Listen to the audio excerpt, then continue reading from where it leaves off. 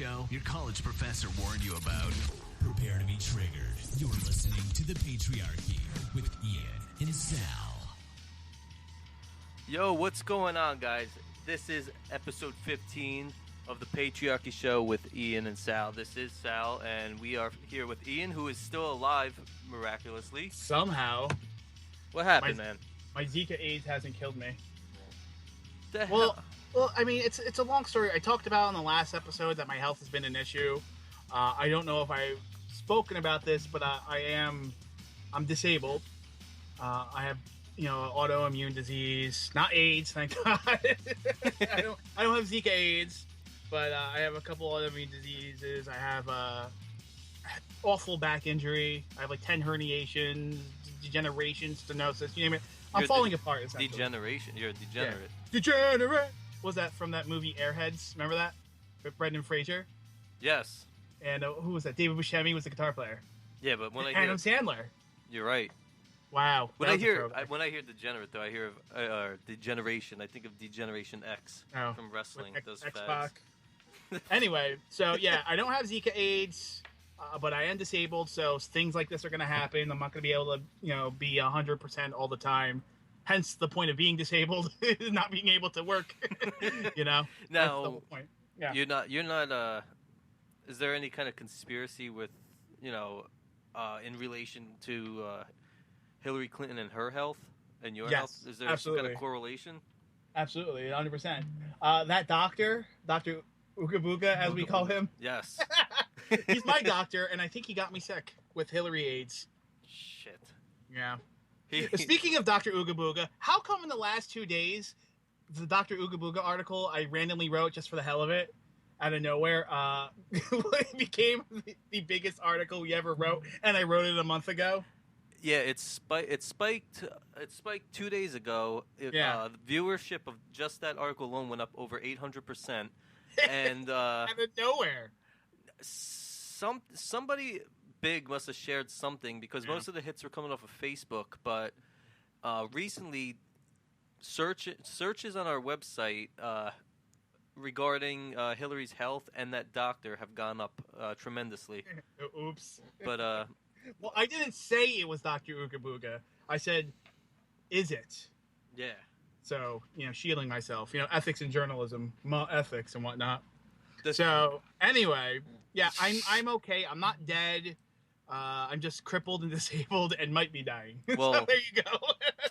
I was speaking of those searches, and this is unrelated, but of course, I was on the phone with our pal Bryden, one of our colleagues here, and Bryden, he's the one of the editors at large for New Media Central. Yeah. So I'm going through all the search terms on our website at New Media Central, and 2 people found our website by searching Sal Traina gay. so I mentioned that to him. Brandon thinks that's friggin' funny as hell. I showed my friend Mike, and now they're not letting me live that down. Well, maybe it was one of your old radio enemies. Since now that you've reemerged, they're searching for you. That's possible, but I don't care. I think it's funny. Could be one of your old radio enemies from like a decade ago. They suck. Yeah, fuck them. So, we on hold have a buddy of mine. I've known him for a while. Been talking in different chats and on Twitter and things like that. He's part of the Ralph Retort crew, I guess you could say. It is a crew. Apparently, it is now after what happened, but I don't want to get into that. That's not my business or anything for me to discuss. But he is Captain Sweden, a.k.a. Sweden is Cucked. I love that name. That's going to be the name of the episode, Sweden is Cucked, by the way. He is busy spreading tolerance and Muslims. He studied subversive memetics and has a ninja level 5 clearance. Holy shit, level 5. Sal, that's like 2 levels above you. He's just a Swede, tired of all the bullshit. I have a nigga clearance, not a ninja clearance. You can listen to him as a recurring guest on Swamp Troll's YouTube channel, where they discuss how the left is destroying the Nordic countries. His Twitter is @SwedenIsCucked. Captain Sweden, you there? Yeah, thanks for having me, guys. Hey, man, thanks for coming on. I know it's, like you said, like 3:30 in the morning over there. Yeah, 3:30, man. Jesus. Jeez, yeah. I think one of the episodes, what was it, Sal? Like 5. We had my friend from Norway, from Oslo, come on, and it was the same thing. It was like 5 in the morning when he called up. Yeah. Holy shit. Yeah, and then it was funny was Good he was friend. like, my son walks in, and he's wondering why he's talking on English on the phone at 5 in the morning. So I guess that's not a normal thing you do at 5 in the morning, is speak on English on the phone in a Scandinavian country. No, you don't. So that's some KGB shit right there, man. yeah, undercover. So the reason why I wanted to have you on is I wanted to kind of update on what's going on in Scandinavia, the Nordic countries. Well, first off, I want to put it out there: Scandinavia and Nordic countries, not the same thing. Okay. Yes. Scandinavia and Nordic countries, not the same thing. Finland isn't part of Scandinavia. Nope. Am I right? Yep. You're They're right. closer related to like the Estonians and that whole section. Yeah, exactly. Yeah. So they're a Nordic nation, but not Scandinavia. Everyone always, uses those terms synonymously. It's like Great Britain and the UK. They use those terms synonymously, but they're not. They're two different terms. Anyway, enough of the geography English lesson. So the reason why I wanted to have you on is because migrant crisis. Sweden's part of the EU, and Sweden is taking a shit ton of migrants. Now, Norway is not part of the EU, thank God, and they can kind of say, we don't want that many migrants. I mean, they're part of the European Economic Agreement and some other things, but they're not part of that whole thing. But they are Schengen country, and as is Sweden, correct? Yeah, exactly. Okay, now for our listeners that don't know what that is, they're pretty much taking in refugees. It's not that they don't openly advertise it as we do, though. Like there's some shady shit that has been going on for years now. Like even with the migrant crisis, like a couple of years ago, like it started to become more blacker on the streets. Shit. Right now, my town, for example, it used to be a white town. Like you used to see blondes, you used to see Swedish brunettes and shit. All I see right now is just fucking burkas. Now what is it? Mostly Somalians? Somalians, Afghanis, Pakis. We got a bunch of Middle Easterners, dude. It's crazy. Now, and all of them are claiming to be Syrians. Is your hometown the old capital of Norse paganism by any chance? Kalmar. You live in Kalmar. I thought you lived in Uppsala. Okay. Yeah. How far are you from Uppsala? From Uppsala? Yeah. It's like 6 hours with a car. Oh shit! So you're far away. Okay. Yeah, but I'm moving to Stockholm in like 2 days from now. Oh wow. So yeah, I'm gonna attend. I gotta tell you this thing I got. Like, I just it filled me with rage because these Muslim brotherhoods or whatever you want to call those damn bastards, they are going to have a political rally in the 19th of September, right? Yeah. And they're going to have skin color checkups.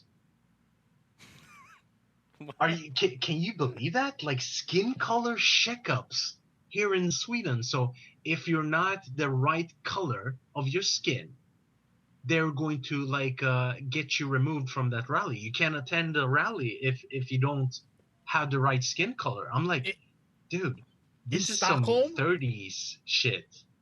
In Stockholm? Yeah, this is in Stockholm. Not Saudi Arabia.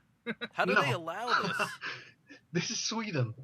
Why is Sweden doing this? Besides the obvious answer that Sweden is immensely cucked, why is Sweden doing this? Are they saying it's because we need cheap labor? What's the point of letting in all these migrants that are not adapting to Swedish society? What does the government say? Well, I mean, there's a bunch of reasons, but I think the main reason is because Sweden is not having any kids anymore. Like, I think they had a birth growth and I think it was 5% in 2 years. Right. So we pretty much aren't breathing anymore. And they came out with a big article or news story about this a couple of 10 years ago or something. like if we don't have more kids, the society is going to die out. So I think these politicians or whatever, they started to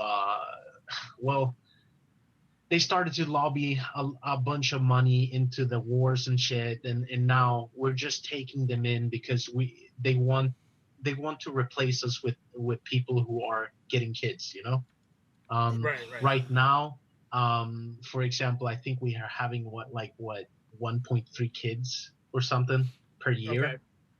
I mean, that's ridiculous. And but they seriously want to replace us, and they think we are these selfish bastards that only complain about the system and shit.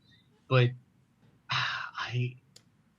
I really don't know, like, not for sure. And then you have all the whole shit with racism, for example. Right. That's also a big thing. Like that, I think that's the Swedish man kryptonite. You know, as soon as you call them racist, man, they would cower down. They wouldn't put up a fight. Now, I'm not racist. Wasn't there I'm not sure if it was Swedish or Norwegian, but wasn't there a government representative? I think it might have been Sweden that was raped by a Somali. And No, it was that a was male a raping Norwegian another male, Norwegian. and then the Somali was going to get sent back to Somalia, and he was sad. Yeah. You heard about that? What was that? He ended up apologizing. You know, he ended up apologizing to the Somali because he felt bad. He wasn't going to press charges. This was in Norway, right? Oh yeah, no. And okay. And I mean, that's the whole mentality of the Scandinavian man right now. We just apologize for things we didn't do. Like, even the things that are being done to us, we apologize for that. Like, I don't get it. Like, where is the backbone? Right. And where's the Viking attitude that made you guys so popular and great explorers? Where'd that go? Did that die out? Like, I don't understand. Where's the raping and pillaging? We got cucked, man. I think it all goes back to, like, I mean, this is just a pseudoscience theory, but like these, as soon as a country has like these really hot women, the men are going to get cucked so hard. So that's why we're failing. that kind of makes sense, I guess. Because what happened? Because you look at Denmark, Sweden, Norway, all the Viking countries. They would go into other countries and take all the hot women, ship them back up to Scandinavia, mate with them, and now you have all these hot people, and they would just get hotter and hotter every generation. Now you've reached the peak of hotness, and they're like, now we're just gonna be cucked. Enough's enough. And my last name is Eriksson. My great grandfather was from Oslo. Oh shit! Okay. Yeah, he was from Oslo. He used to be a dock worker in Norway, and one day he was like, you know what, screw it, I want to become an American citizen and start his family here. But what I also think might have happened is most of the strong Scandinavians, the Scandinavians with drive and desire, they pretty much abandoned Sweden, Denmark, and Norway and came to America, and now you got hot women cucking what's left over there. Wow. Yeah, no offense to anyone there, but pretty much that is what is happening right now. I think there was an article about it, like I think last year, I think like 200,000 Swedes just left the country. You know, they never came back. They settled elsewhere because they knew what was going to happen. They announced it that we were going to take in refugees and shit. And now, oh my God, I mean, I'm even leaving my country because I don't want to pay into this system anymore because it doesn't value us Swedes. You know, it doesn't value the ethnic Swedes. It just pretty much shit on them, and they just neglect everything. Like we have 9 million people inside this country, and we have only 20,000 policemen. Wow, that's nowhere near Let enough. that sink in for a moment. Yeah. And your police, are they allowed to carry weapons, like guns? No. Oh, yeah. About our gun laws, it's so fucking ridiculous. I want to cry about it. The thing is, you can own a gun, but you have to disassemble it when you're going to what you want to call it, when you're going outside, and you have to carry it in a separate fucking case. And the chamber it needs to be dismantled, you know. So what if Muhammad is going to come to me and say, oh, I'm gonna rape you now. Oh, wait, Muhammad, wait just 10 minutes. I'm gonna assemble my gun and then shoot you. Just wait there, okay? Just wait. I'm like, are you kidding me? The gun laws are stupid. They're really stupid. But this goes back to the whole the government thing. They took our rights to govern ourselves. You know, we're pretty much dependent on the government. Yeah, that government seems like can what do no happens wrong. with a lot of European countries, and essentially a lot in Scandinavia. My friend explained this in Norway because they have a lot of oil. What happens is they were very capitalistic, you know, pre and a little bit post World War II. Yeah. And then all of a sudden they started moving to a more socialistic government. So they needed capitalism to build the social society they have today. But now they're draining all the wealth that their parents and grandparents built, and having to rely on the government. Yeah, it's really sickening when you really think about it. They pride themselves in this socialistic mess that they have created, but I mean, dude, people don't even want to work anymore. I mean, there's plenty of jobs, but the kids, for example, who are much younger than me, they don't want to work. They don't want to do shit. They know that they can go to the government and get a welfare check, and that's actually a big problem here. The welfare system is actually cucking us really good. Like we're not even self-sustaining ourselves. Yeah, and that's the thing about welfare and people who, and I've noticed myself being disabled, that a lot of time you get stuck in it and you don't want to do anything, and it's perpetuating the dependence on the government. That's why Sal and I started a website, started a radio show. Where I'm doing other things, so I don't have to fucking depend on the government the rest of my life. Yeah, you know what exactly. I mean? And these guys, they're just okay. Take the welfare check, go home, play Call of Duty, watch PewDiePie for a little while, and jerk off and go to bed.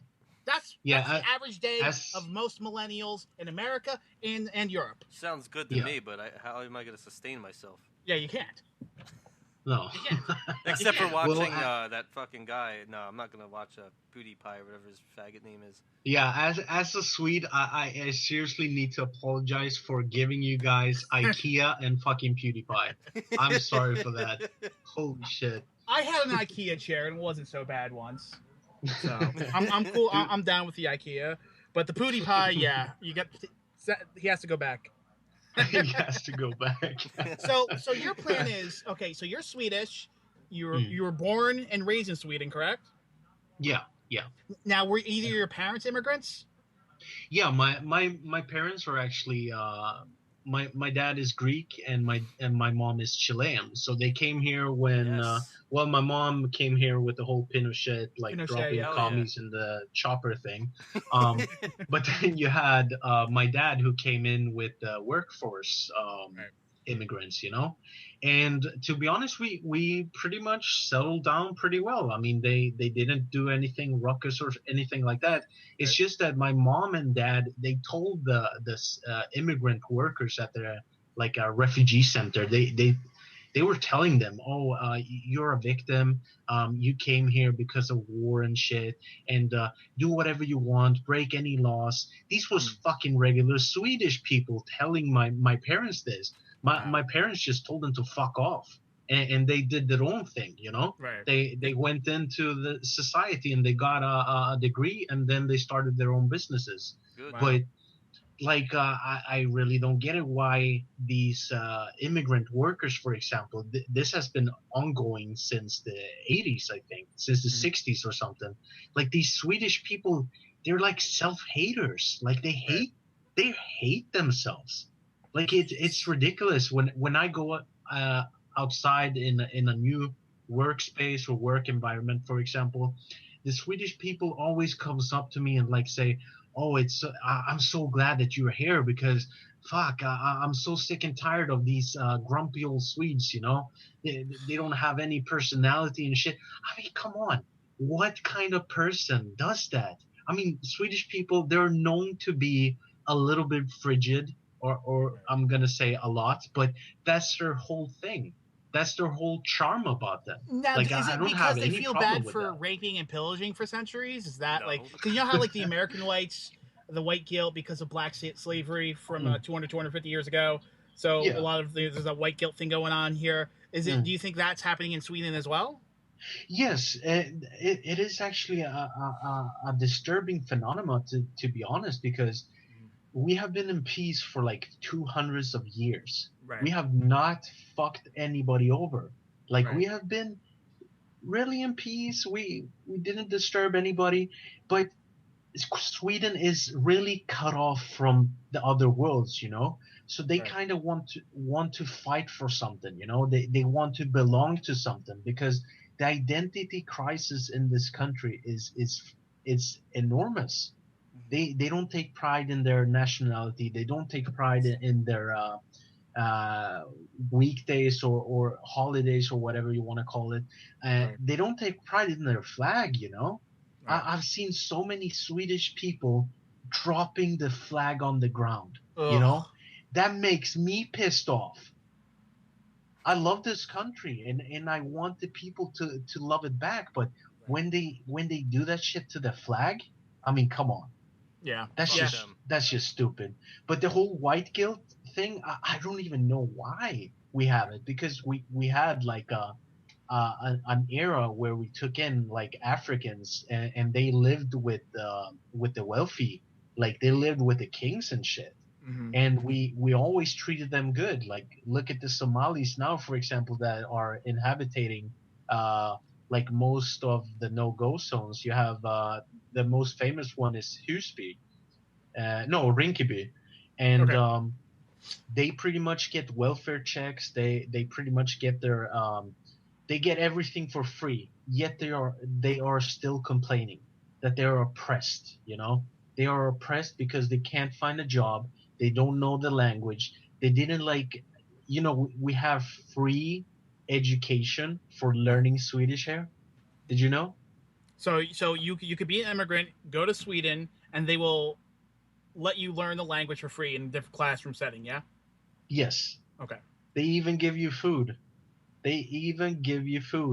And these guys, they keep complaining and shit, and I really don't know. Like, when I grew up, for example, it was like mandatory for me to fit in, you know. Right. I learned the Swedish language. I assimilated. I mean, I was born here, so it was fairly easy, but these guys, they have help. I didn't have that. Right. No other immigrant, I mean, who is like light skin or light brown or white has that possibility. Only the freaking blacks and Muslims. Now, your parents, obviously, they assimilated. They learned Swedish when they came over from Chile and Greece, and they didn't have any of these things going on either all those years ago. Did they have free Swedish language classes back then, or this is a newer thing? No, never. No. So they just did it by themselves. Yeah, my dad and mom, they pretty much interacted with the Swedish people, and then they learned by default, you know.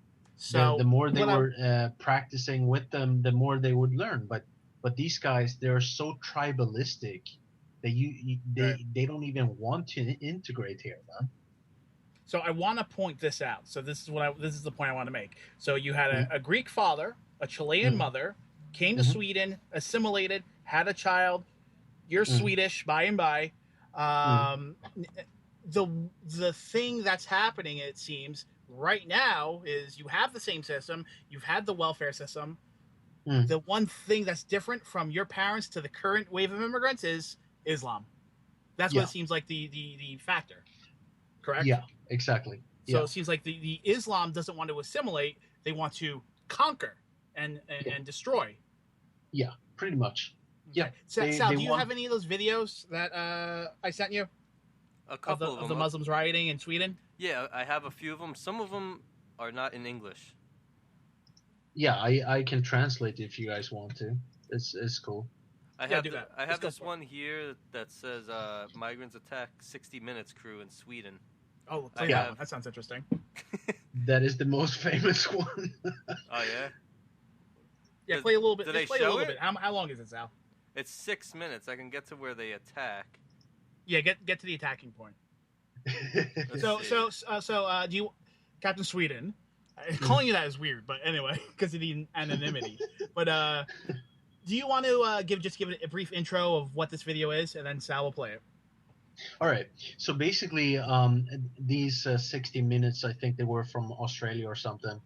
They went into Sweden, and they went to Rinkeby, which is a fairly no-go zone. Like I have a buddy that actually lives there, and he has illegal guns, and because he wants to defend his family, Sure. that he has been jumped multiple times, but it's in Stockholm, right? So it's fairly like super hard to get an apartment, but this video actually shows what goes on there daily. Like if you are white skinned or they don't seem that you don't belong there, you will get escorted. I've actually been to this area. I got escorted, and I don't even look Swedish, Right. So they pretty much think that this is like I think the video calls it the little Mogadishu, like Okay. it's ridiculous. And there's a phone company that's called Tele2 over here, and they closed after a week from opening. What, in that they were area they getting had a robbed store there and shit. it closed down? Yeah, pretty much. Oh wow. Crazy. So yeah, in the video, I mean, that's just solid proof right there. They got it on video. All right, I'm Sal, go happy ahead. they did. Get to the nitty gritty of the video. All right, I'm looking. I'm like 4 minutes in, and they're talking to police. I don't know if that was before or after the attack, because it looks like some. You can skip to wait. Let me just 3 minutes. 3 minutes. That's yeah. Let's see. There are now 55 declared no-go zones in Sweden, where police have to Punch it up a little, escort Sal. ambulances to ensure their safety. How's that?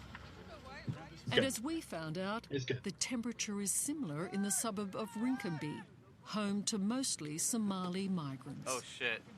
Within minutes of us arriving, a group of young men make it clear we're not wanted and deliberately run down our cameraman. Whoops! Nej men vad fan! Damn. Hey, hey, hey. Yeah.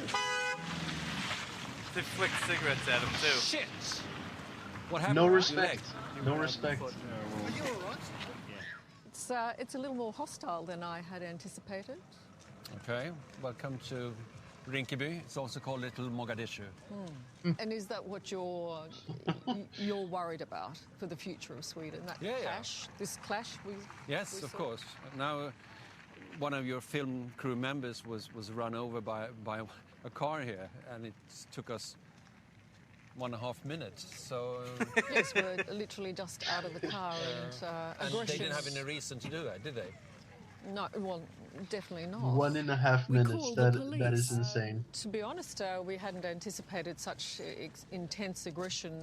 Our cameraman was And even they fear their presence will be provocative. You know. I think it's better if you go in without us, because I think it would be.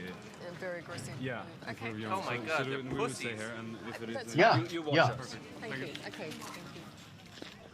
Majority Wow. here are Muslims from East Africa, and they don't assimilate well into the Swedish culture and society, and they're unemployed. Dude, I would and not they're want to be poor. here. So you add all these factors together, and their youth. are Dude, feeling it's a safe haven, man. and don't speak It's just Swedish very well, peaceful so Muslims. They don't get jobs or They didn't do get nothing. into the Swedish youth culture. But not everyone is hostile. Yeah, my cousin lives in Melbourne. Many locals not are everyone. polite Don't worry and about it friendly. anymore. No, hashtag not all. Happy to talk. Hashtag not all. I'm very happy. But what happened next changed everything.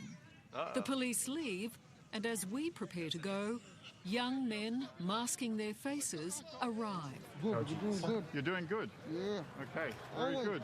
Take it easy. Okay, you too. And attack.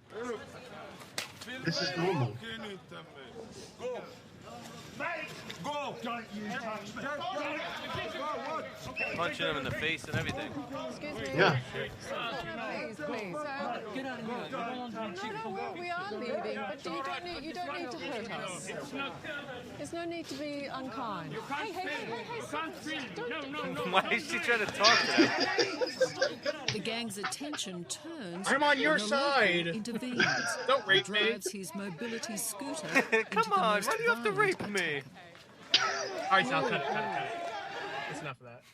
Oh God. Dude, that's making me so angry. How sick to your stomach? I'm not Swedish, and that makes me sick to my stomach. How sick to your stomach does that make you?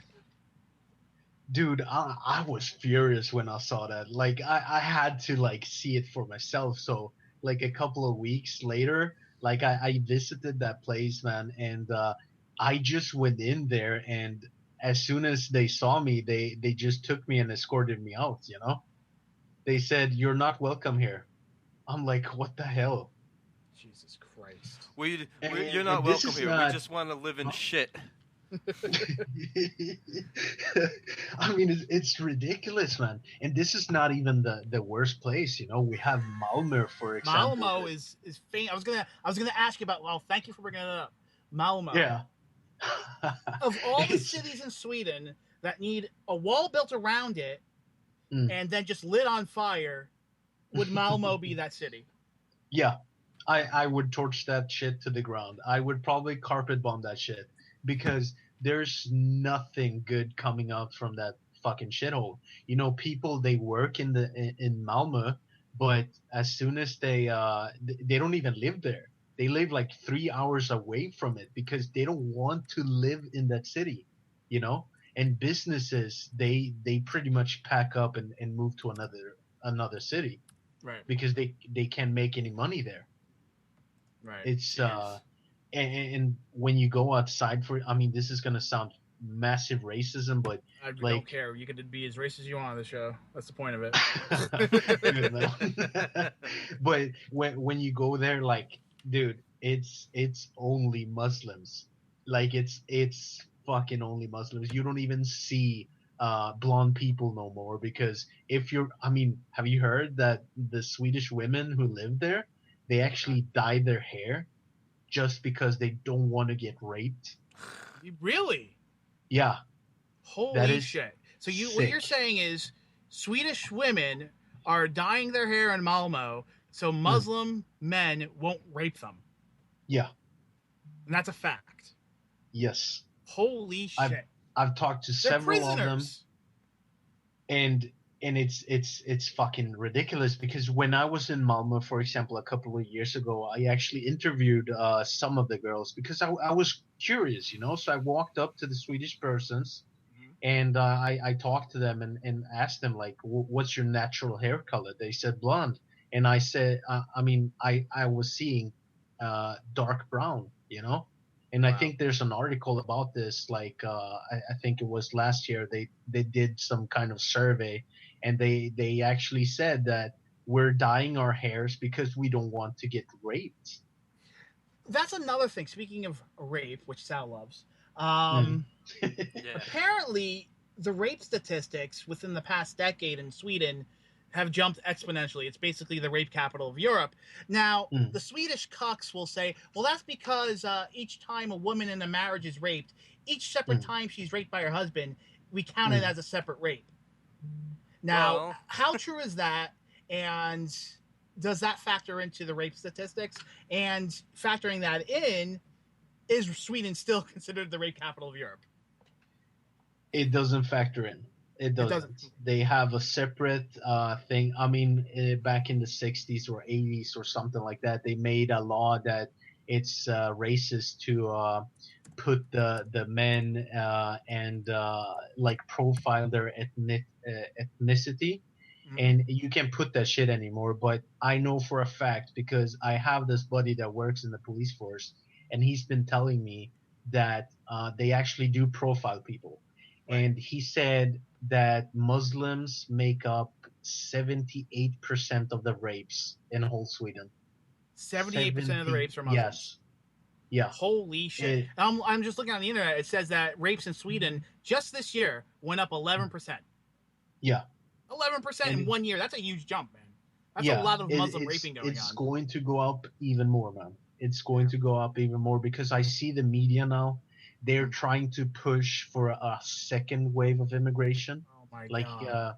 Like you have all the municipalities around Sweden that are actually thinking about building more refugee centers, and they're going to give them private cars, private buses, so they can go into the city. Now, is there any? Well, I want to finish up this interview with on a downtrend or an uptrend, but is there any hope for Sweden? Really, where are the men?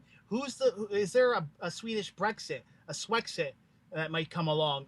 Who's the politician, or if there is a politician that might be able to get Sweden out of this? So, for example, in America we have Donald Trump. In the UK you have Nigel Farage. Who's Sweden's version, or do they not exist?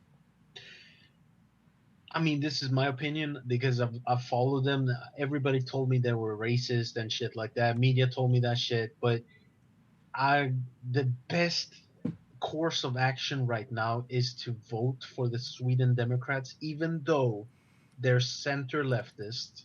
So they're still lefties, Right. And the party is too PC for my taste. Right. And then you have the whole flip-flopping, and they're authoritarian as shit. Like they will build a bigger government than what we already have. But I think they are the best course of action right now. I don't think that it can be saved because all of this shit that has been going on, it's irreversible, because we keep painting ourselves in a corner and we are not seeing any outs. And I believe that there's going to be a huge civil war.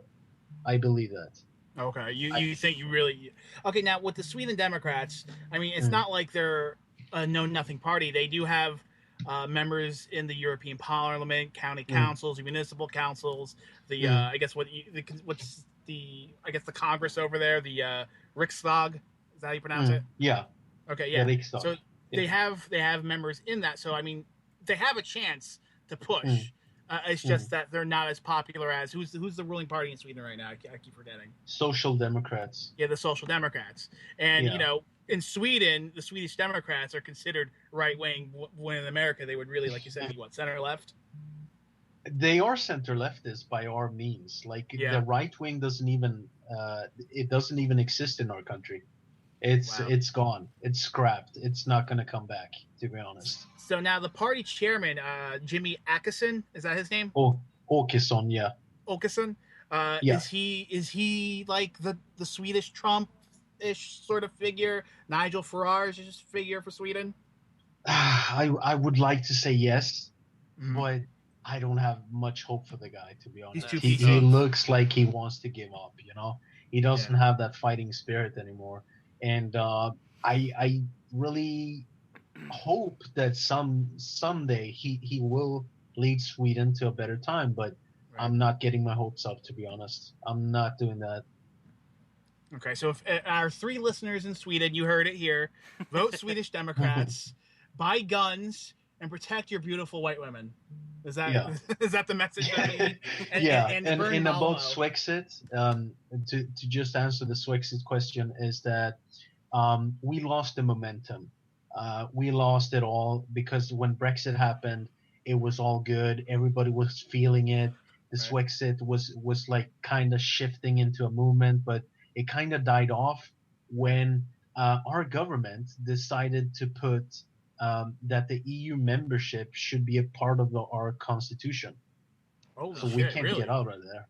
Yeah, we have 2 years. 2 years. And if the ruling governments does approve it, it's going to stick there. But if it's not, it's going to get scrapped. Wow. So in your constitution, there's a possibility that you have to be a member of the EU. Yeah. Holy shit. That'd be... Sal, imagine if would that ever pass in America, where America had to be part of the UN? That's disgusting. Like another amendment on their constitution? That would...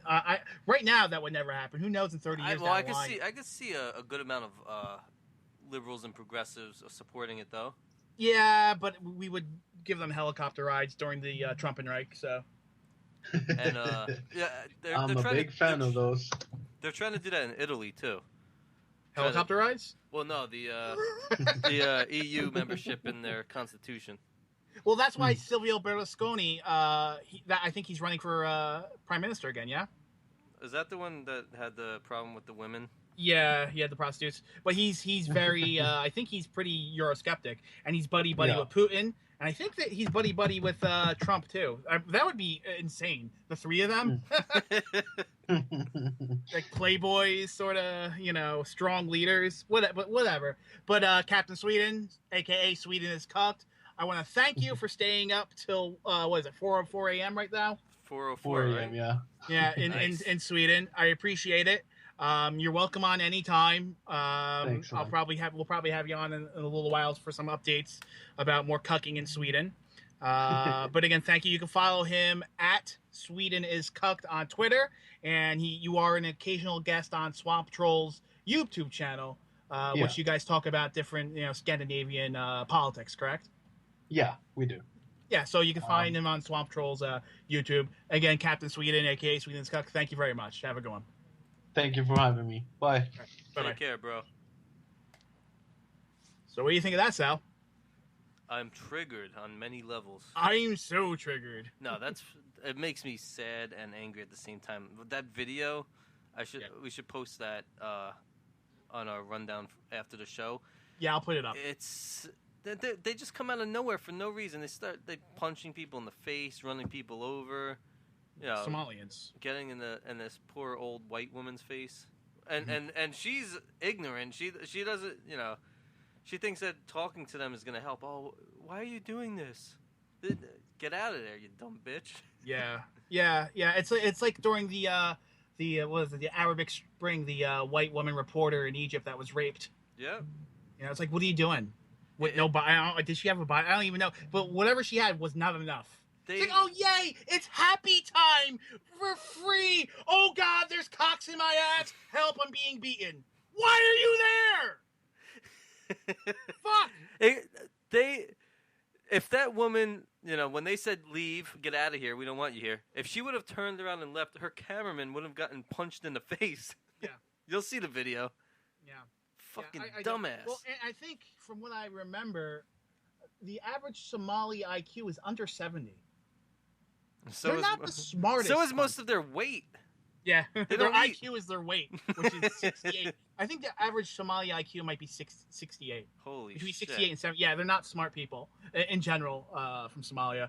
And that usually people with lower IQ commit a vast preponderance of violence. I mean, that's just a stat that can't be pushed aside. Now, there's a lot of discussion about IQ and race and IQ and violence and things of that nature. I mean, the numbers don't lie. No. You know what I mean? If you have a low IQ, probably going to be more violent. And I've seen some graphs and some statistics about the sweet spot of violence and IQ, which I believe is 80 to 85. So now you have a smarter criminal that can get away with shit committing a shitload of crime, which is really bad. So you create a super criminal, or as Hillary Clinton likes to say, super predator. Super predator, correct. Actually, I just read a book by Nicholas Wade. I don't know if you ever heard of him. No. Nicholas Wade. He's an English journalist. He's actually the science journalist for the New York Times. He actually wrote a book about race and IQ and genes. The book he wrote it a couple years ago. I think it's called Troublesome Inheritance, Genes, Race, and Human History. He got a little bit of trouble for writing it because it has a lot to do with what we're talking about today. Because you have different parts of humans evolving differently. So whereas you have this section of humans evolving in one way because they're separate from the Europeans who are evolving in a different way, evolution is real, and these people are trying to deny evolution. So they make fun of Christians and creationists for saying that the world's 10,000 years old, and then they make fun of people for saying that evolution is real if you're going to believe that, well, it's real in this aspect as well when it comes to race. And they deny that aspect of evolution. What the hell do they believe? I don't know. They pick and choose. They pick and choose. They sound like trolls. I think the cognitive dissonance is strong, and this is another thing that I've come to the conclusion. Everybody, almost everybody, if not everybody, is a hypocrite in one way or another, and you just want your side to win because you think that's what's best for you, your family, and/or society. Sounds like this year's election. So I'm a hypocrite. You're a hypocrite. Everyone has said the opposing thing in one way or another because you want your side to win. I'm sorry. But whatever, that's fine. Let's admit it and move on. Yeah, I want my side to win because I think it's better for me and my family. So what? But that's a whole other discussion for another day. I need to do more research on human hypocrisy. But anyway, back to IQ and genes and race and evolution. Yeah, that shit's real, liberals. You always make fun of Christians. Go, oh, you don't believe the dinosaurs existed. Well, hey, faggot, you don't believe race is real when it obviously is. Fuckers. The New York. He was the editor, I think, at Nature magazine. I think he might have won a Nobel Prize or some of his work. I can't remember.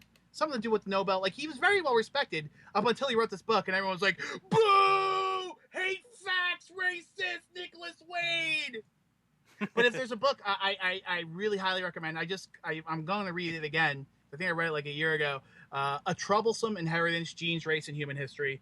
I think it was, like I said, 2014. Check it out. A lot of good stuff. The nature thing you're talking about, is he a hippie type of... Well, no, he's just an English scientist that's like very dry and very science driven. And the science says X, Y, and Z, but the left and liberals don't care because it doesn't fit their narrative. Yeah. Okay. So he was a science writer and editor for Nature up until like the 70s, from Science up until the 80s, the New York Times up until 2012. The guy he's not just some fucking, I don't know if you've ever heard of the guy, Dr. Kent Hovind. He would debate, like, he was a creationist from like Florida. He got into trouble with the IRS. Like, he's not that guy. Dr. Kent Hovind has like a PhD in education from online university that doesn't exist. Like, this is a real science guy. Why are all these science people from the 70s? Why did they get in trouble all the time? Well, because if he's from the 70s, he was probably born in the 30s or 40s, so the PC they're not really accustomed to the PC currently. For example, Sir Tim Hunt, he was a scientist out of Great Britain, got in trouble. I think Milo Yiannopoulos talked about it. He got in trouble for being sexist when he was just telling a joke. It wasn't a big deal. This one black, quote-unquote, black woman science journalist, she's not a fucking science journalist, not like Nicholas Wade, basically got him fired. So he's like, fuck you. And I'm pretty sure he moved to Japan. It's like, yeah, they don't give a fuck. They just do whatever they want as long as it's scientific and it adds up. So what fuck about you. Ira Einhorn? Ira Einhorn. You know Ira Einhorn, the founder of Earth Day, that killed and composted his girlfriend. Yes. Liberals love murderers. It's fucking sickening. Yeah. It pisses me off. Yeah. But, okay, so let's talk about the new additions to newmediacentral.net. That's not even Speaking close of to composting, a good segue. Girlfriends. That's the worst segue I've ever heard. That was the best segue you ever heard. How could someone possibly pull that off? I don't know. That was a true radio professional named Ian Erickson. So that's another thing. I have a problem with Mr. The Ralph. Uh-oh. Yeah, I have a big problem.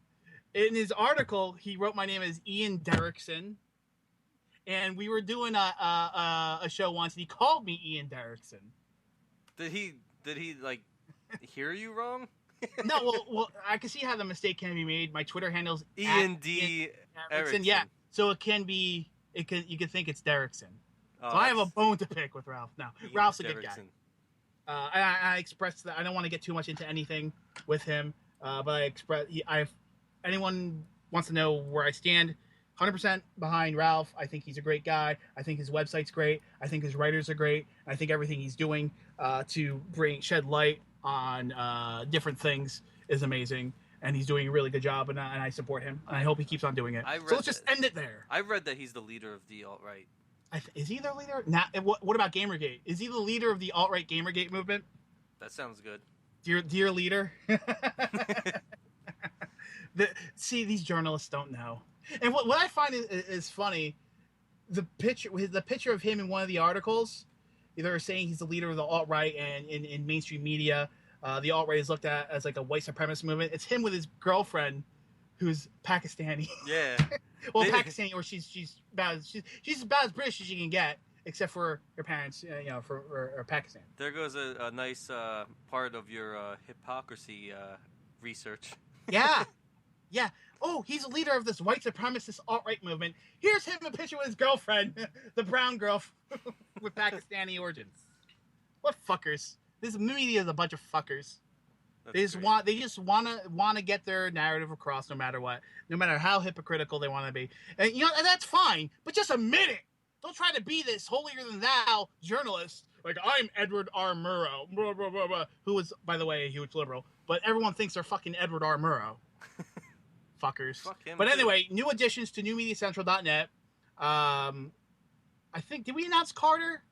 We did announce Carter in the last show, but he's basically, it's starting to ramp up for him today.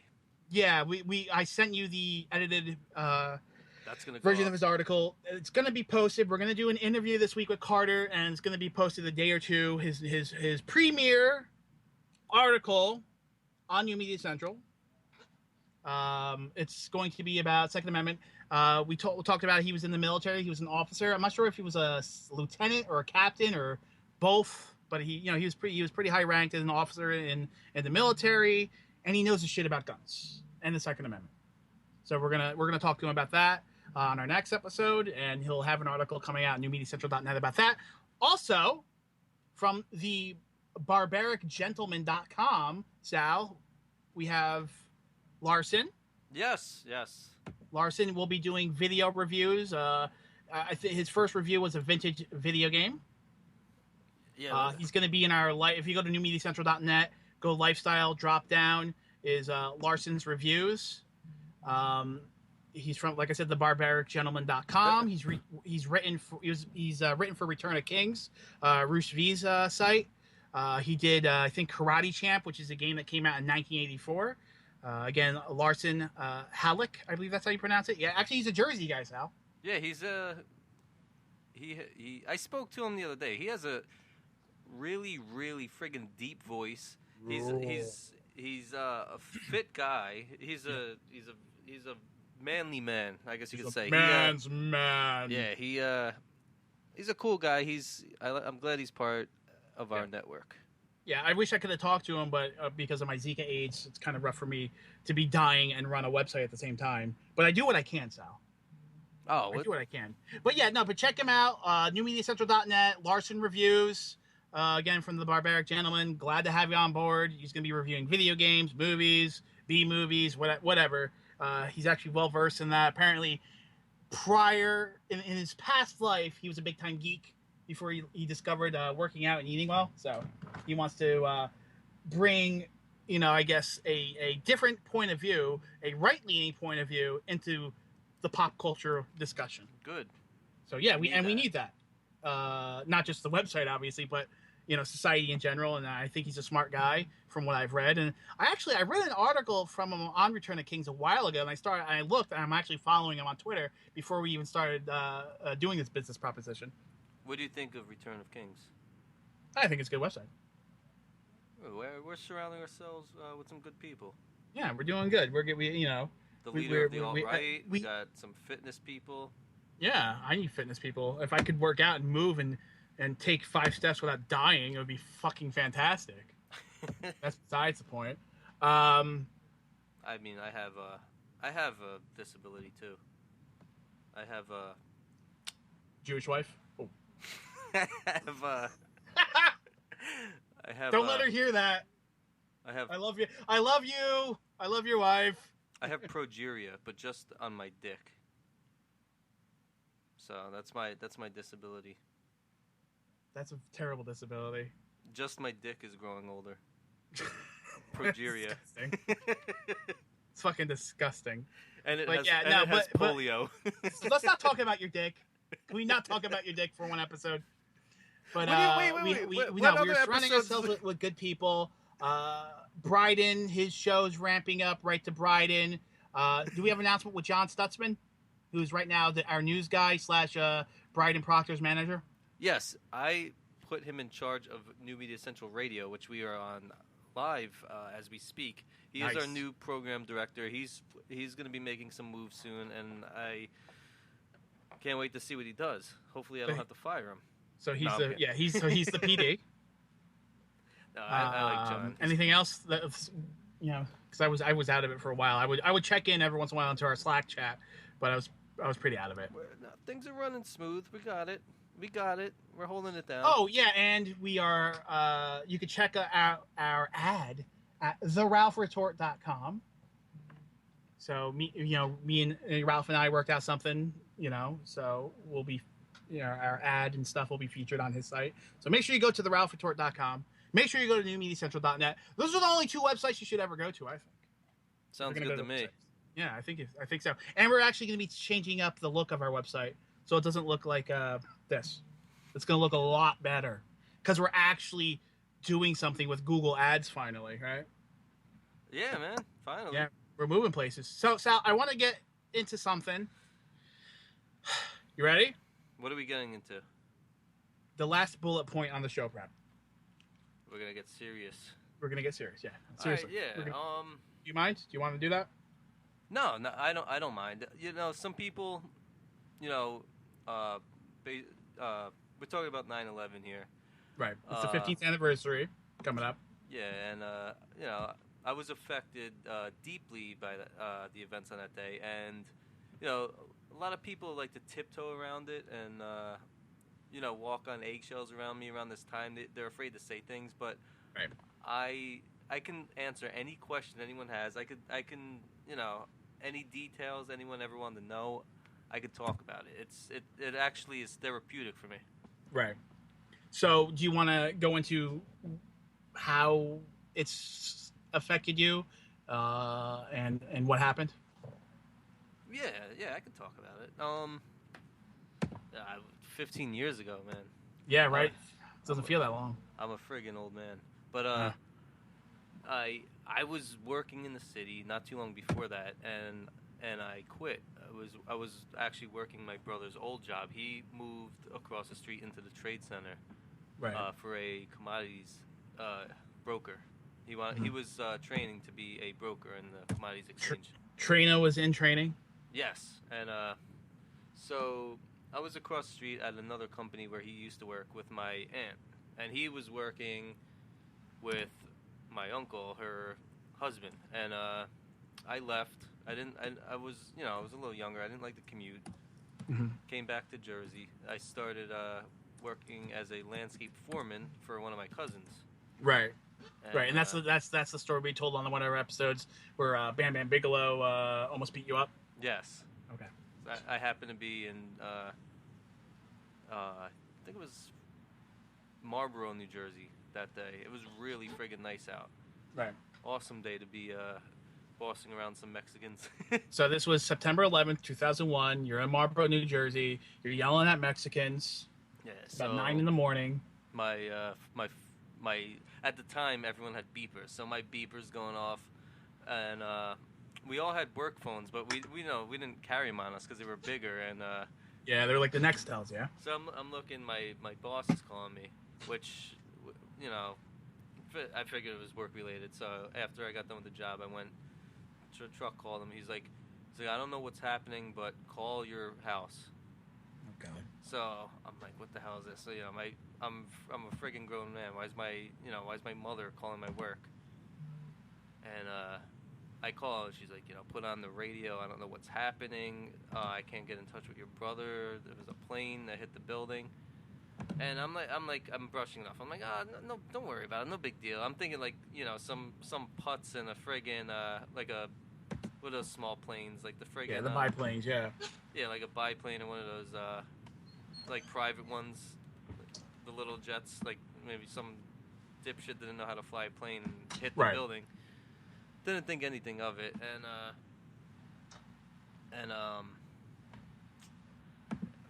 like not even an hour later, I'm still at the same job site because we were doing other work there, and I kept getting more pages from my boss, and he's like, "Listen, you just come back to the shop.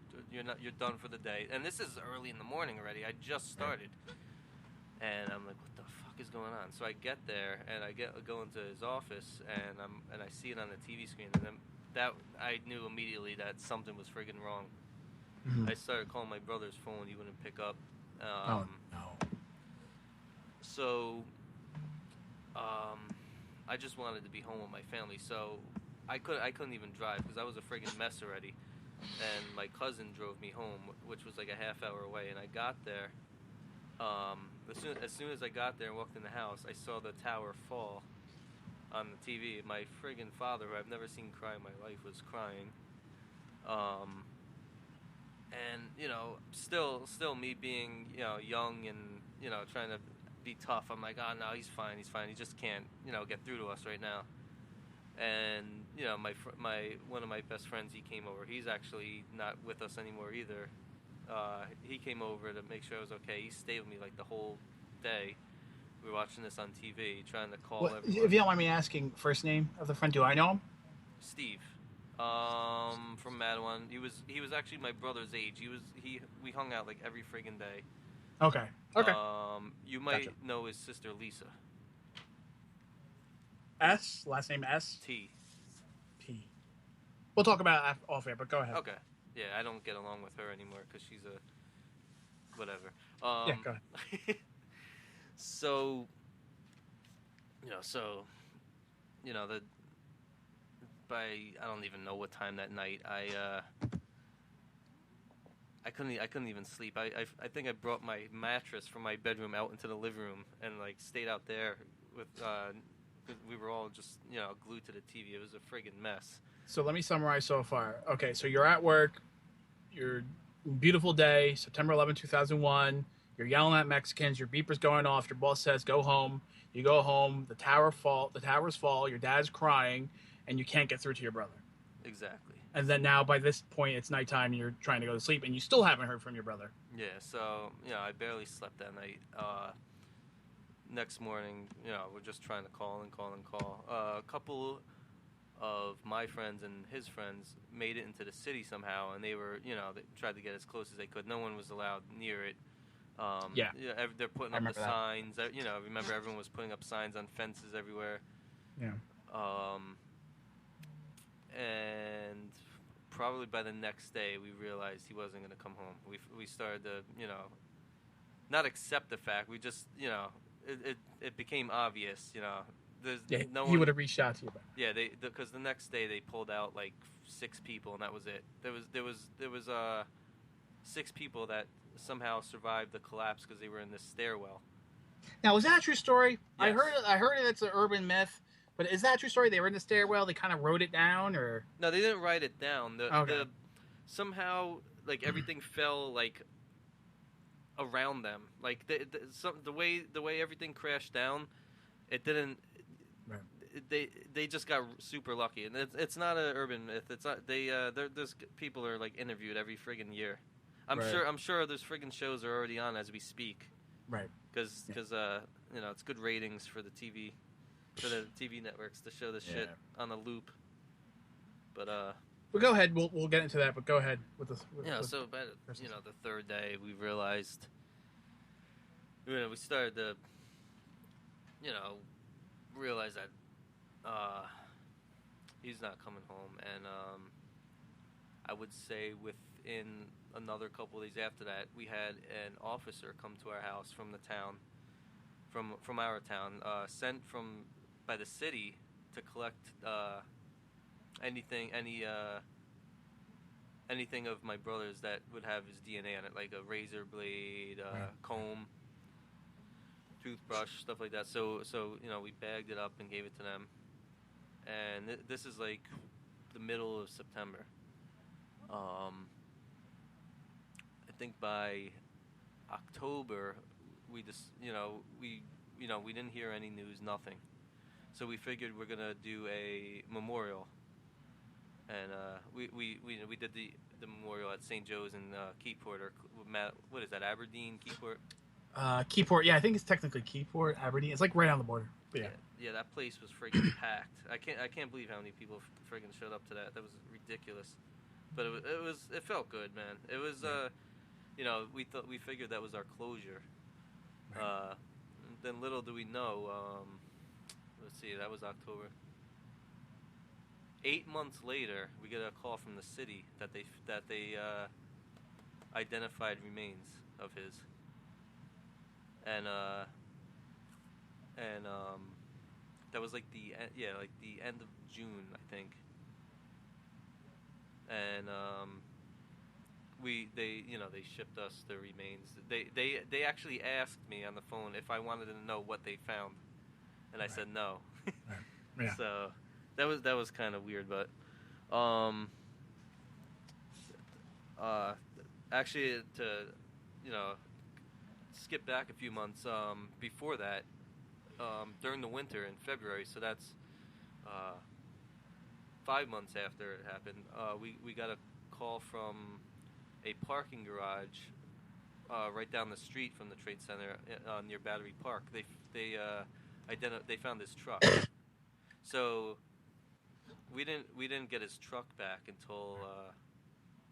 until 5 months later, and we didn't hear anything back about his remains until almost a year later in June. So then we actually had like an official funeral for him with a few friends and family members at St. Joe's Cemetery. Okay. And so that to this day, it's still emotional. I've become numb to a lot of this stuff. Like, I couldn't watch the TV for like 2 or 3 years after, like around this time, because all they did was show it in a loop over and over and over. Right. It was a mess. And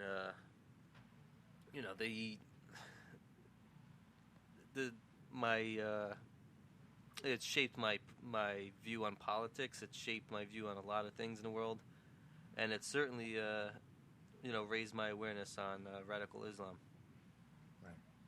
So there's a lot of stuff happened in between too. Between all that time, like all the friggin' memorials I went to, all the politicians I met. Right. We've talked about how like John Corzine and Frank Lautenberg, dismissed you and your family, 9/11 family members. They're fucking dicks. And then you got the I'm not gonna say much about the whole compensation fund thing, but don't worry about it.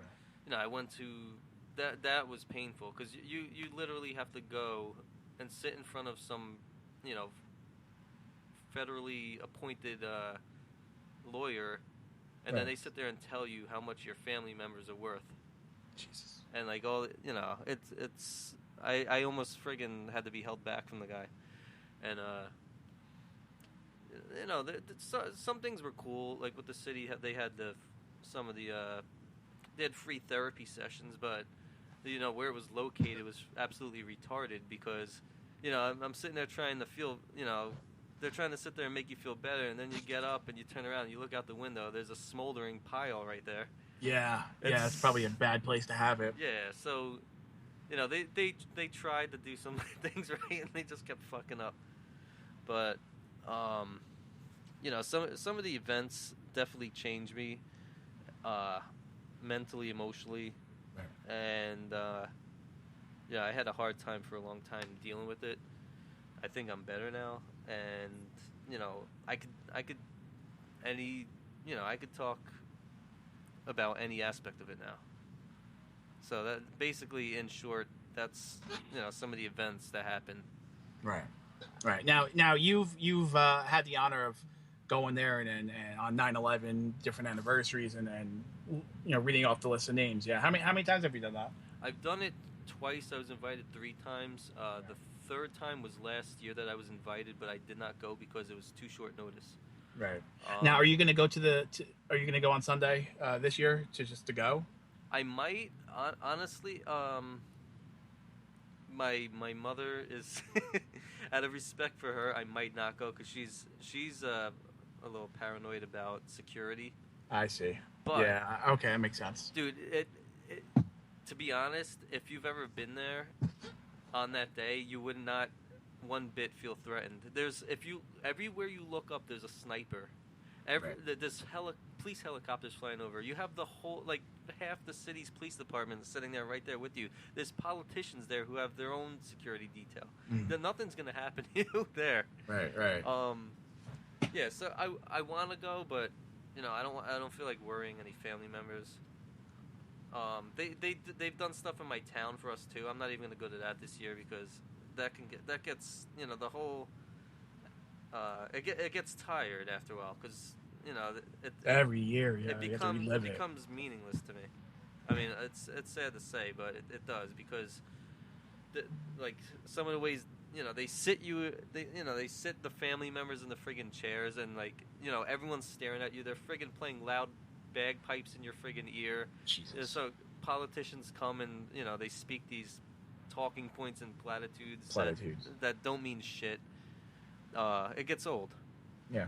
But yeah, and they do nothing, and they just these fuckers, especially in New Jersey, because all our federal representatives, pretty much senators, and I think half our congressional representatives, about 7, House of Representatives, they're all Democrats. All these fuckers want more Islamic immigration. They want to take in more refugees. It's disgusting. They're fucking asshole, and then you're shaking hands with this asshole who wants to let in more of these fucking savages. Exactly. Why? What? Fuck shaking my hand. I'm gonna spit in your fucking face. That's what I would do. You're a nicer guy than me.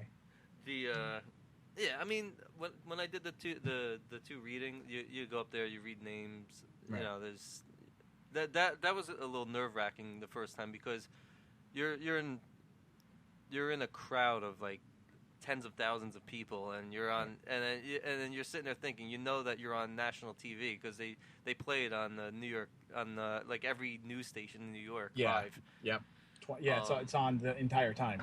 The first time I went there, it was, I think it was the 5th anniversary. It was the 4th or 5th anniversary, and Rudy Giuliani was there. The Clintons were there. They got booed. It was so friggin' The Clintons funny. got booed? Yeah, when they came out, the police, the whole crowd, family members, and the police booed them. The police booed them? Yes. Giuliani came out, the friggin' crowd went nuts. Yeah, I took pictures with him and a couple other people there.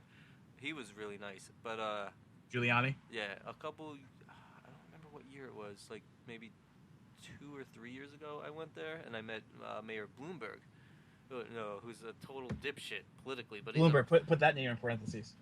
Exactly. He was a really nice guy to us, though. It was really friggin' funny because there was some friggin' we were in the park after the memorial, and we were still in the memorial grounds and near one of the pools. And they have all these trees there, and some of them have nice landscaping rocks. And my kid was sitting down. It was really hot out. He was trying to sit in the shade.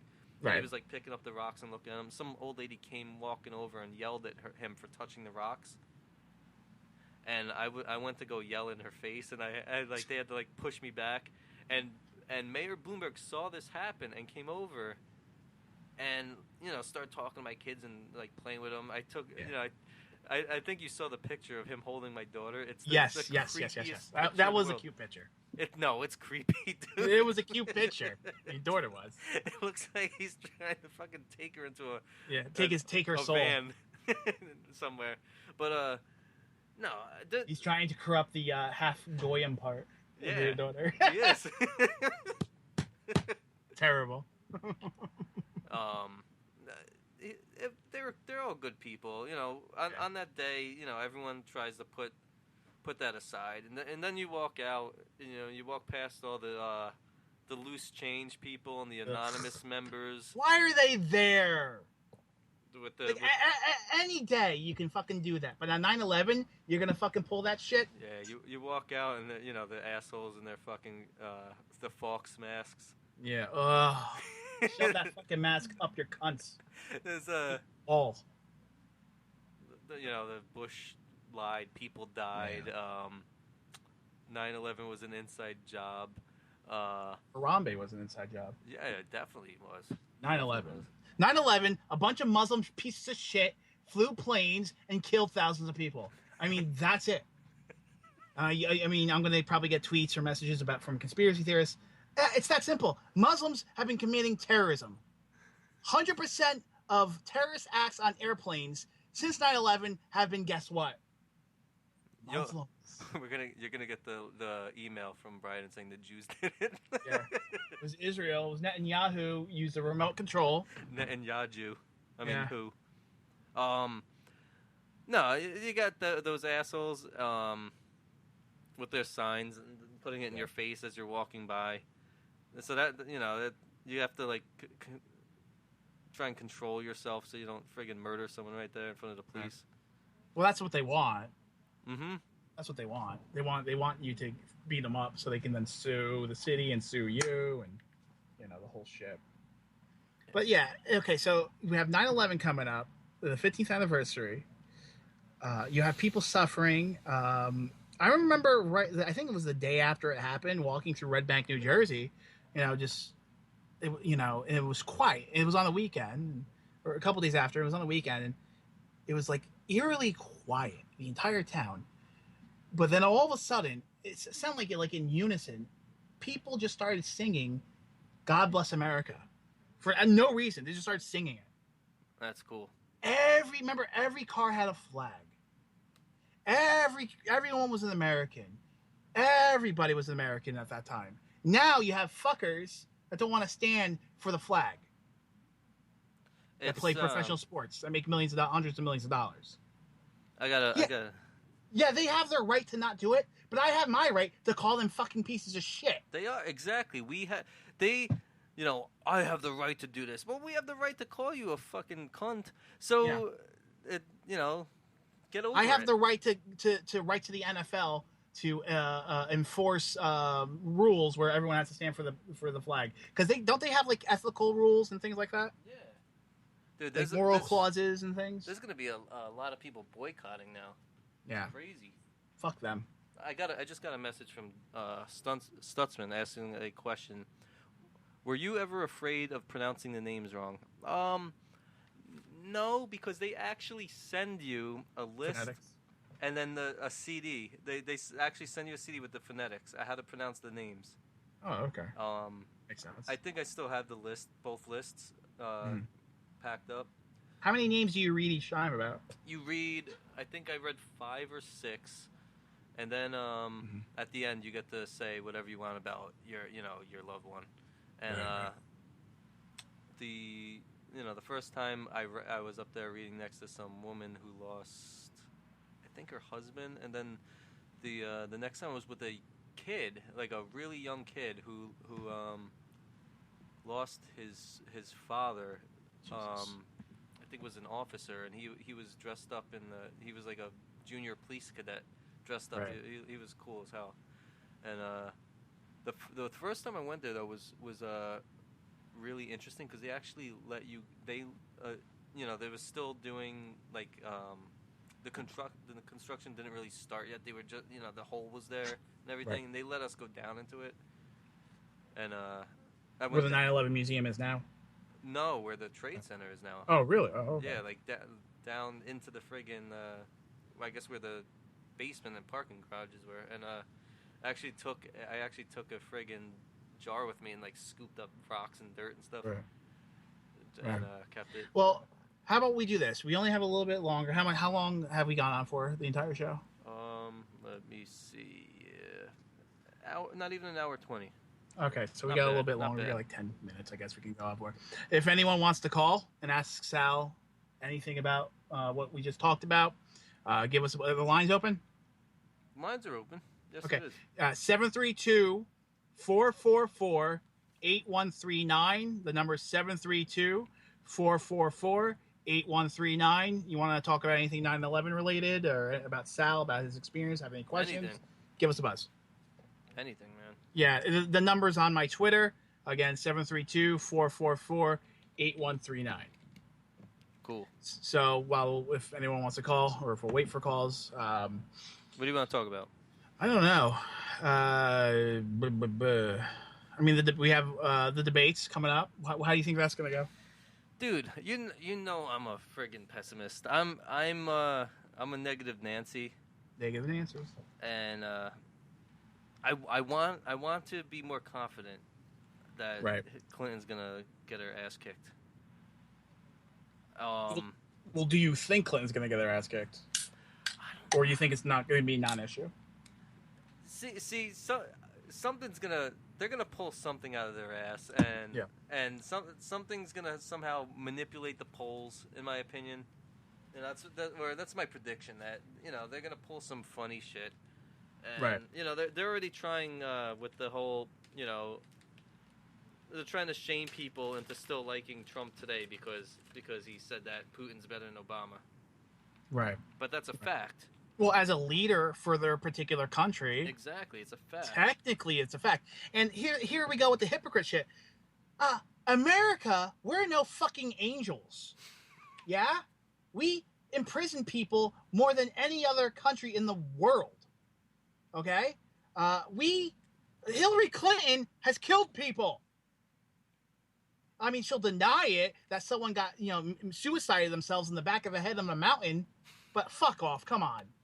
And then the guy in Washington, D.C., the only white murderer all year in that section of Washington, D.C., happened to be that one white guy. Get the fuck out of here. Well, we're no fucking angels. Nobody died in Libya. Oh, my God. Yeah, nobody died in Libya. Yeah, nobody died. Not one person. You heard that one? Yeah. She's a fucking asshole. See, and then she'll turn around and go, Putin kills journalists and imprisons. What do you think we do? You say something naughty, you do something wrong that the government doesn't like, you don't want fags to have a wedding at your farm that you personally own, that farm gets shut down. Your bakery gets shut down. You get put in jail. You get shut down. You get shamed publicly. Yep. We're no fucking angels. At least they're not fucking degenerate in Russia. They're trying to crack down on... I know it's harsh. You're not allowed to be a degenerate there, but that's their fucking business. Yeah, that's their business. Fuck it. Who cares? Leave them alone. And they go, we're getting involved in... And they're getting involved in American politics. Yeah. Everybody does it. China does it. Israel isn't the only person ever executed for treason. Wasn't he Israeli? Or he was put? I forgot the case. What was that case? You know what I'm talking about? I believe that was Israel. I don't remember the case. See, I only know half the stories. Yeah, I think I know. Yeah, but I mean, look what was it? Was it Jonathan Pollard? That doesn't sound familiar. I'm not gonna act like I know. Yeah, no, he was. Yeah, okay, no, he was an intelligence analyst. Shit. Okay. Yeah, he was sentenced. Yeah, he was sentenced to life under the Espionage Act. He was spying for Israel. Okay. So I don't want to fucking hear it. You're all fucking hypocrites. You know what I really want to hear Donald Trump say?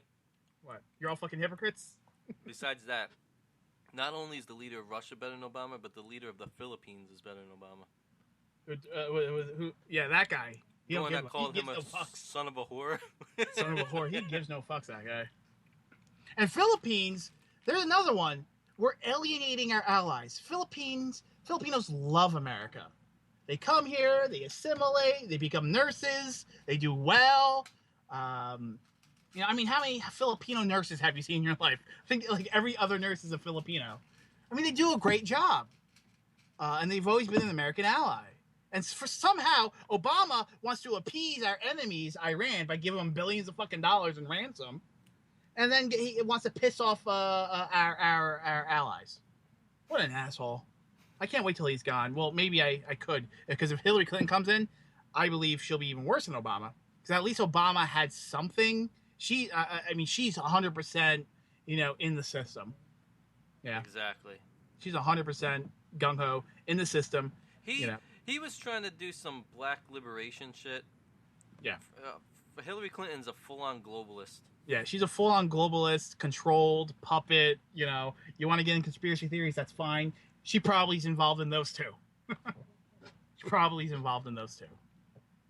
And now they're gonna try to paint Donald Trump and this new movement. Yeah, I guess it's kind of new. I mean, it's been around for a few years. The alt-right and white supremacism and all this other things. It's called realism. Diversity is suicide for any society. Any society. The beginning of the show, we talked to a guy in Sweden. Yep. Who, their country has degenerated. They're way ahead of us in that on the degeneration scale.